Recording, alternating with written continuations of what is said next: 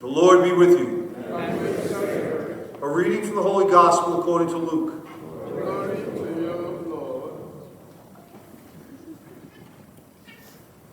Jesus told his disciples a parable. Can a blind person guide a blind person?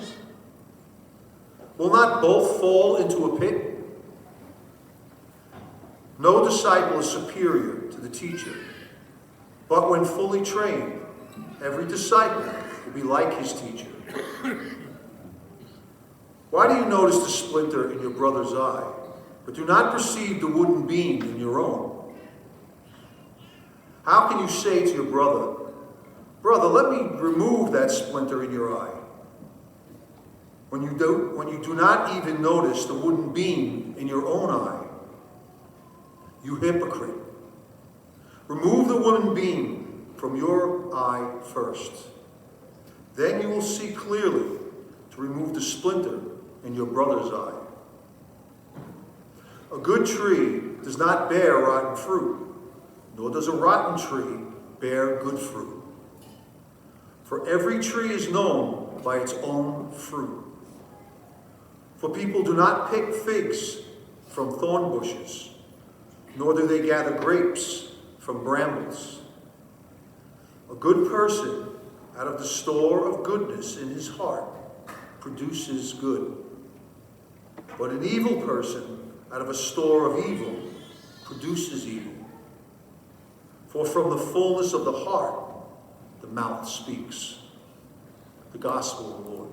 Praise you, Lord Jesus Christ.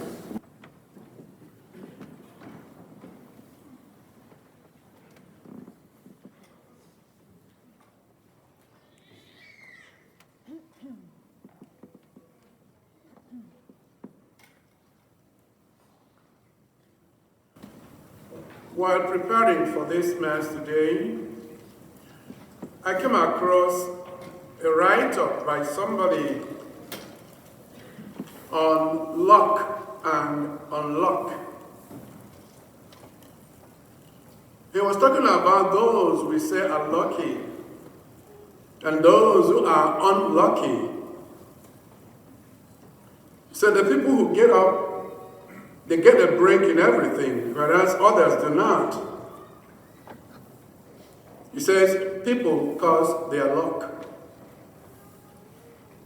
People create their lucks. So if you think you are an unlucky person, he said, look inwards. If you think you are a lucky person, you are doing well, praise yourself. He goes on to say that people who are lucky are always upbeat. They are positive. They are affirming. They focus on what is good, on the good side of things, and especially good side of people. But the unlucky people often have a downbeat attitude. They are usually negative and hostile. They focus on bad side of things and bad side of people. They are prone to criticize. They always find fault. Those who are lucky are on the positive side of things. Those who say they are unlucky are on the negative side of things. They always see the glass as half empty, whereas those who are positive or those who are lucky see the glass as half full. He said, if you think you are an unlucky person, he said, listen again to what Jesus said today. He says, how do you notice the splinter in your brother's eye and do not notice the beam in your own eye? How can you say to your brother, brother, let me take the splinter out of your eye, whereas there's a beam in your own eye. It says, you hypocrite, remove the splinter, or rather the beam, from your eye. Then you can see clearly to remove the splinter in your brother's eye. The man went on to quote from the manual of the Alcoholics Anonymous. He says, the first step is to admit you are powerless over alcohol and life has become unmanageable for you. Then to believe that there is a power greater than yourself that can restore you to sobriety. He says one of the things that he found among the alcoholics were that they are plumb disgusted with religion and all its works. They gloated over hypocrisy, bigotry, crushing self-righteousness. They were belaboring the sins of some of the religious people. They felt superior to these religious people. Moreover, they avoided looking at their own lives.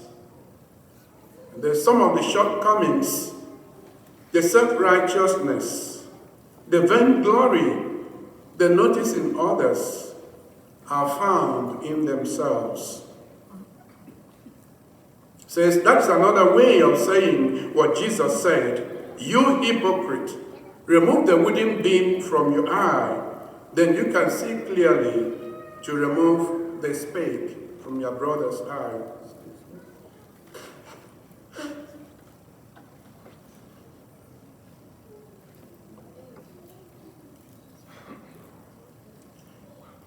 Then we go back to the question, how do lucky people create their own luck? And how do unlucky people create their own unluck? It says,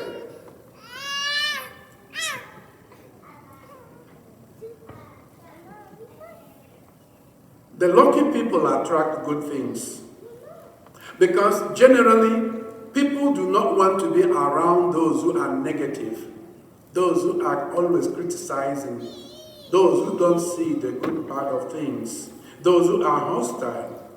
He asked the question, if there is a job opening where you are, whom would you invite?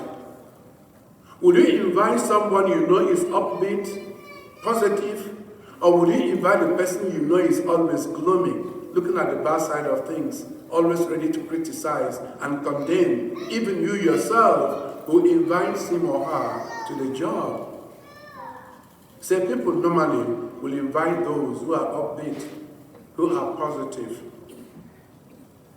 Says, instead of encouraging people, those who call themselves unlucky ones do not encourage. They put down people. They discourage people. You know, words can kill. That's why the first reading today says to us, in a summary it says, shut your mouth. That's what it tells us. Shut your mouth. Think before you speak. Sometimes we take joy in deriding other people. We take joy in putting people down. We take joy in letting others know how bad other people are. He says, look at yourself. If you are taking joy in criticizing people, then you are no good. Because from the heart's overflow, the mouth speaks. If what you see in people is just bad, bad, bad, you cannot be good in yourself. That means that is what is in you. That's the only thing you can offer.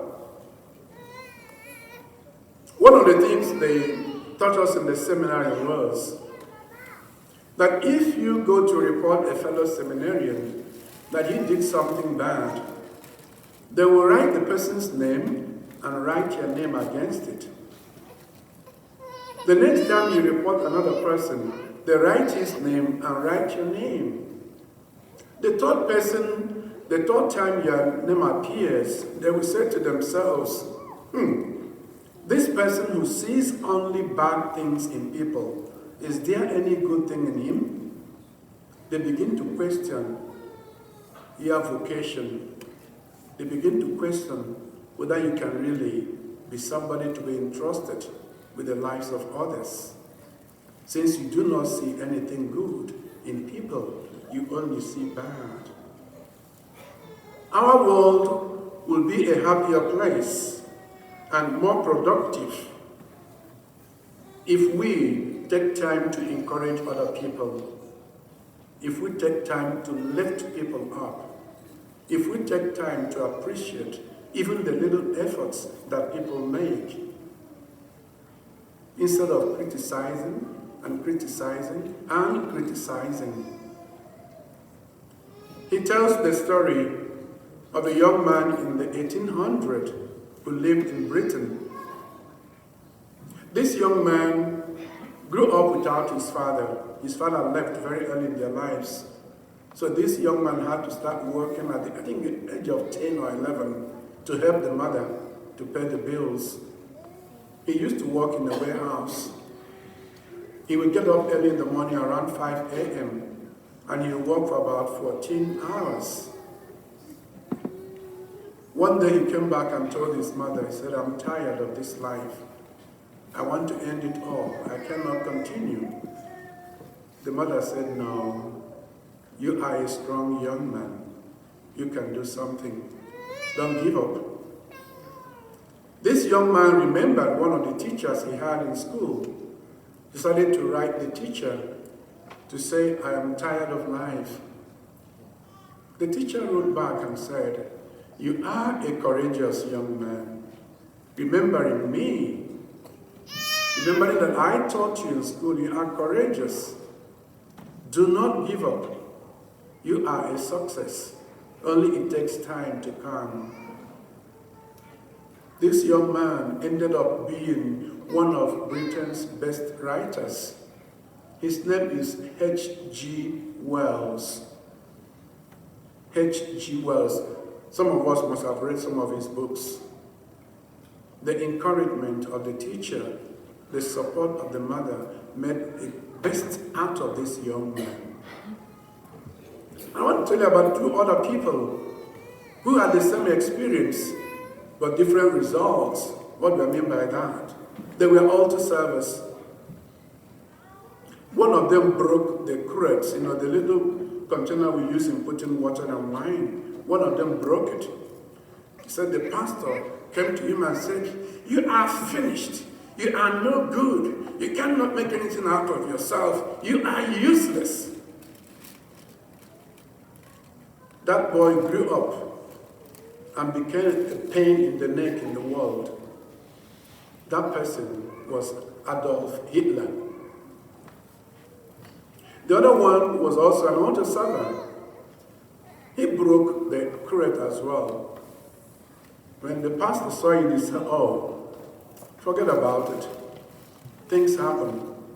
We all make mistakes. Don't be bothered by it. This one grew up, became a cardinal in the Catholic Church.